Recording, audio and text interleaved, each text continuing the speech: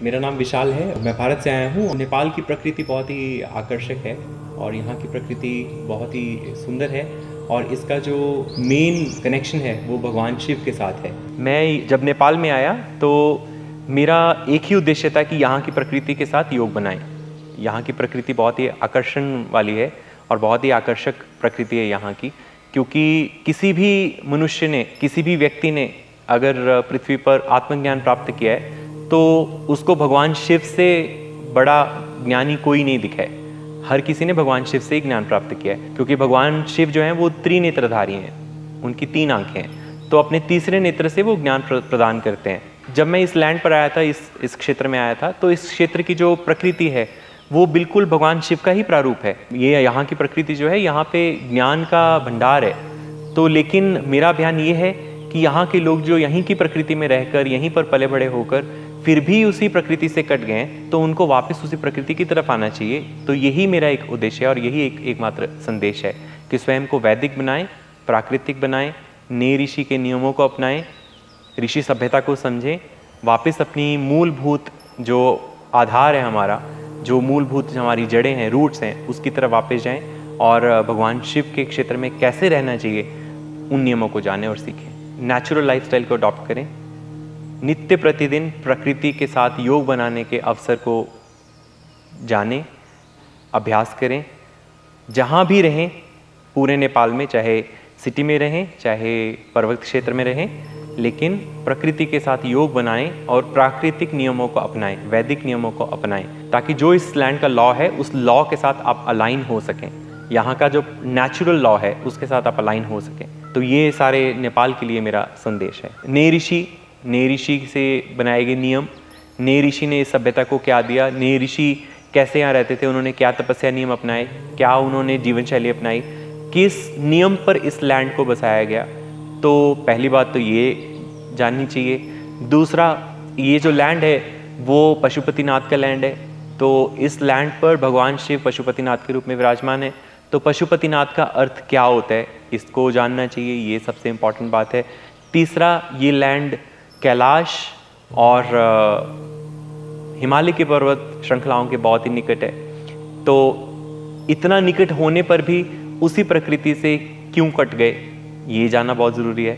और एक चीज़ और जानी जा सकती है कि अगर ये बुद्ध का क्षेत्र है तो बुद्ध को ज्ञान की, आत्मज्ञान की प्राप्ति कैसे हुई और कहाँ हुई, क्यों उनको वृक्ष के नीचे ही आत्मज्ञान की प्राप्ति हुई।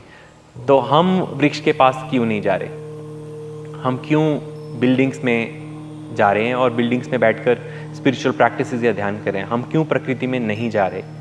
और ऋषि और जितने गुरु, वास्तविक गुरु हैं, वो हमेशा उनका प्रकृति के साथ लेन देन था, उनका प्रकृति के साथ एक डायरेक्ट योग था, संबंध था। तो अभी लोग योगा करते हैं लेकिन योग नहीं बनाते हैं प्रकृति से।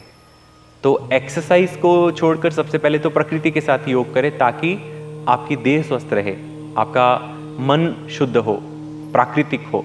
तो प्राकृतिक देह और प्राकृतिक मन, ये सबसे इम्पॉर्टेंट है। तो नेपाल के लिए ये चीज़ों को जानना अनिवार्य है, इसलिए नेपाल का क्षेत्र बहुत ही इम्पॉर्टेंट हो जाता है। यूथ को सबसे ज़्यादा चाहिए कि healthy lifestyle, natural lifestyle, organic lifestyle. तो ऑर्गेनिक लाइफस्टाइल तो नेचर से ही आ सकता है, सिटी से तो नहीं आ सकता है। पैक्ड फूड में तो इनऑर्गेनिक लाइफस्टाइल और आर्टिफिशियल लाइफस्टाइल आ सकता है, लेकिन नेचर जो है वो ऑर्गेनिक और नेचुरल लाइफस्टाइल को देने वाली है।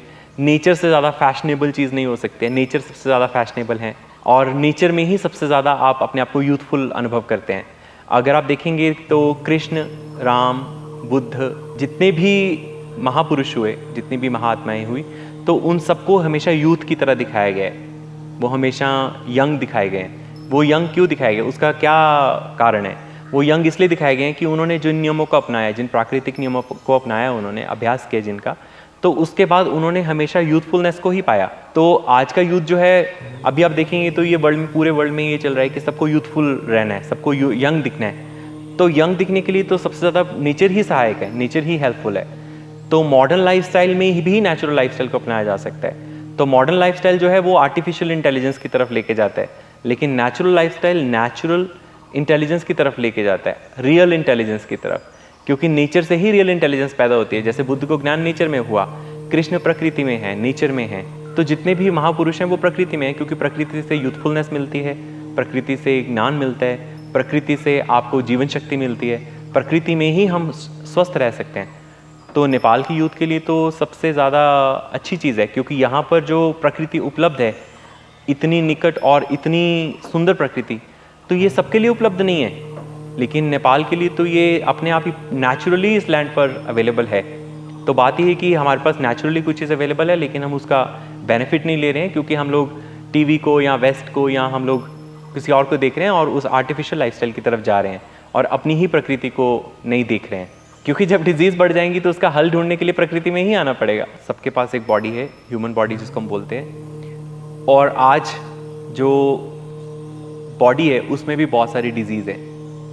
हर बॉडी में डिजीज़ है, कोई ना कोई साइकोलॉजिकल प्रॉब्लम है, कोई मेंटल डिसऑर्डर है, किसी को डिप्रेशन हो रहा है, किसी को बहुत सारी बीमारियां हो रही हैं। तो सबसे पहले तो यही स्वार्थ होना चाहिए, क्योंकि स्वार्थी शब्द कोई बुरा शब्द नहीं है। स्वार्थी का अर्थ होता है स्व का अर्थ को खोजना। तो स्वार्थी में सबसे इंपॉर्टेंट चीज़ क्या है कि आपकी सबसे बड़ी चीज़ आपके हाथ में क्या है। अपने हाथ में तो अपनी बॉडी ही है। आप दूसरे की देह को तो नहीं संभाल सकते, लेकिन आप अपनी बॉडी को संभाल सकते हैं। तो वास्तविक स्वार्थी वही है जो अपनी बॉडी को अपने कंट्रोल में लाता है और वो अपनी बॉडी को स्वस्थ रखने के लिए कार्य करता है, और उसे पता है कि अपनी देह को कैसे स्वस्थ रखना है और अपनी मानसिकता को कैसे स्वस्थ रखना है। तो मन भी बॉडी के अंदर है। तो पहला कार्य जो स्वार्थी व्यक्ति को करना चाहिए वो तो ये करना चाहिए कि अपनी बॉडी को कैसे संभालें और बॉडी को स्वस्थ कैसे रखें। आज अच्छी बात यह है कि पूरे विश्व में ये एक तरह की चेतना है कि सबको पता है कि हमें ऑर्गेनिक खाना है, हमें नेचुरल फूड को चूज़ करना है, हमें वाइट शुगर्स नहीं लेनी है, हमें रिफाइंड ऑयल्स नहीं लेने हैं, हमें रिफाइंड फ्लावर नहीं खाना है, या हमें आर्टिफिशियल जेनेटिकली मॉडिफाइड फूड नहीं खाना है। तो ये एक सारे विश्व में अभी ऐसी अवेयरनेस है। तो इससे ही आगे अगर चलेंगे तो अगर हमें नेचुरल बनाना है अपनी बॉडी को और नेचुरल वे में बॉडी को स्वस्थ रखना है, हेल्दी रखना है, तो उसके लिए तो नेचर में आना ही पड़ेगा। और नेचर में आने के लिए तो सबसे आसान चीज़ ही है, नेचर हर जगह उपलब्ध है। अगर आप कहीं भी पृथ्वी पर सांस ले सकते हैं तो इसका मतलब वहाँ पर प्रकृति उपलब्ध है। आप चाहे सिटी में रह रहे हैं, चाहे आप पहाड़ पर रह रहे हैं, चाहे आप सी साइड रह रहे हैं, चाहे आप कहीं भी रह रहे हैं पृथ्वी पर, जहाँ भी आप सांस ले पा रहे हैं तो इसका अर्थ है कि वहाँ पर प्रकृति उपलब्ध है। तो वहाँ पर आप अपने आप को ग्राउंड कर सकते हैं, अर्थिंग कर सकते हैं बॉडी की, ताकि आपकी मेंटल वेव्स शांत रहें, आपकी बॉडी में नेगेटिव चार्ज ना बने, आपकी बॉडी का नेगेटिव चार्ज जो है वो रिमूव हो सके, ख़त्म हो सके। उसके अलावा अपने भोजन को शुद्ध करना, स्वस्थ करना, ये स्वार्थी व्यक्ति के चिन्ह हैं। तो स्वार्थी, क्योंकि आज की विश्व में स्वार्थी जो है वो पैसे के मायने में ही देखा जाता है, अपने मतलब को सिद्ध करने वाला स्वार्थी। लेकिन स्वार्थी का अर्थ तो है कि वो जो स्वयं का अर्थ खोज सके कि स्वयं के लिए क्या अनिवार्य है, स्वयं के लिए क्या इंपॉर्टेंट है। तो स्वार्थी होना अच्छी बात है, लेकिन हाँ मतलब ही ना बने, स्वार्थी ज़रूर बने। स्वार्थी बन के सबसे पहले अपनी बॉडी के स्वार्थ को सिद्ध करें और अपने जीवन के स्वार्थ को समझें कि हमारे जीवन का वास्तविक अर्थ क्या है और हमें क्या करना चाहिए, हम इस बॉडी में क्यों आए हैं, इस विश्व में क्यों हैं, तो इस संसार में क्यों हैं। तो अपने स्वार्थी ज़रूर बने।